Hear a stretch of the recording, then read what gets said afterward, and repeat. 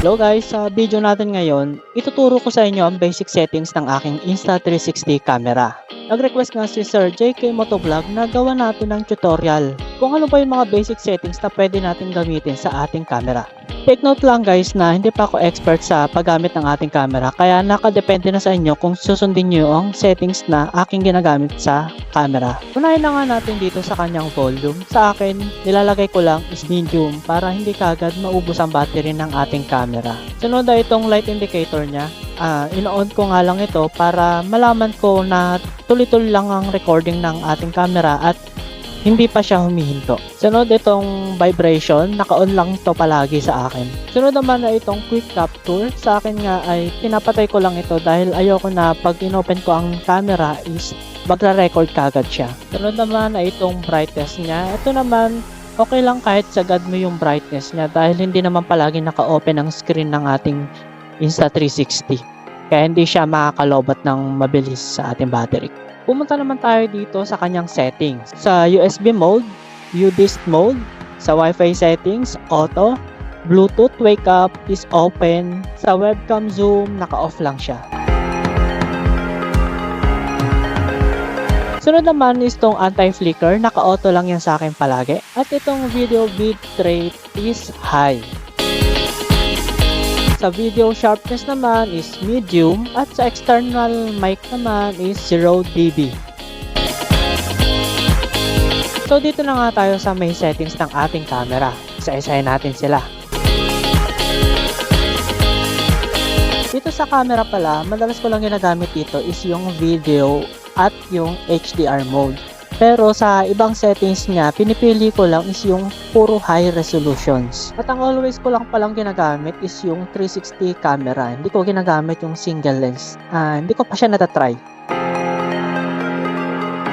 Dito sa normal video, ginagamit ko yung manual kung mag-shoot ako sa gabi. Dahil kailangan mong baguhin ang settings ng camera sa gabi para hindi madilim ang kuha ng inyong camera. Dito nga ang color ay vivid. Shutter is 1/50, ISO is 800, and sa white and black is auto.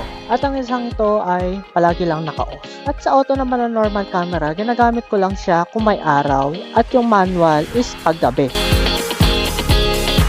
Dito naman sa active HDR mode ng video, auto lang siya palagi.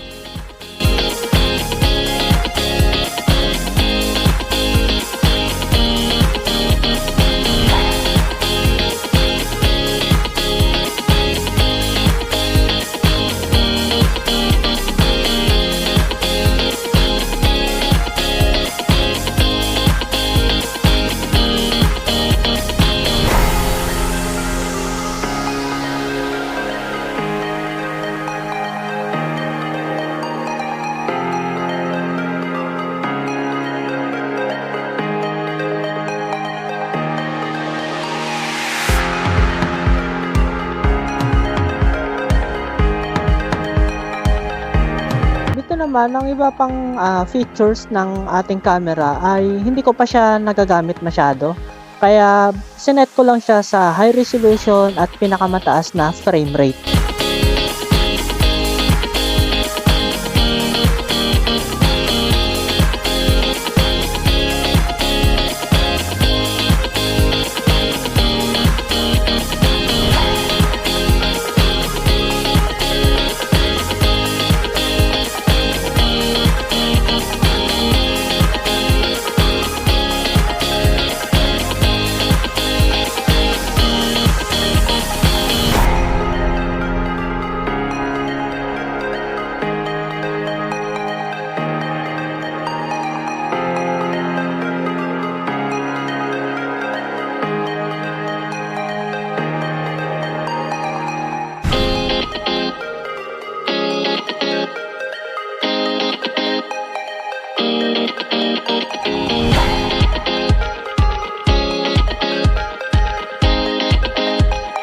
Yun nga lang guys, so ako madalas kong ginagamit is yung 360 camera lang. Hindi ko ginagamit masyado yung single lens.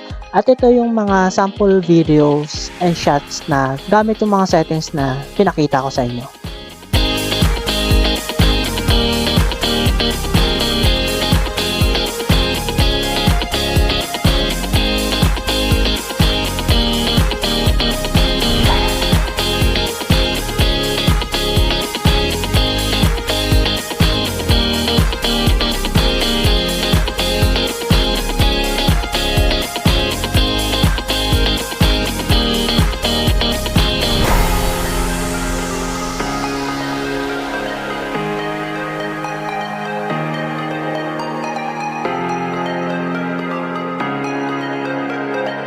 So yun nga lang guys, salamat sa panonood ninyo at sana nakatulong sa inyo ang mixing video na ito. At please subscribe and like for more videos. Salamat!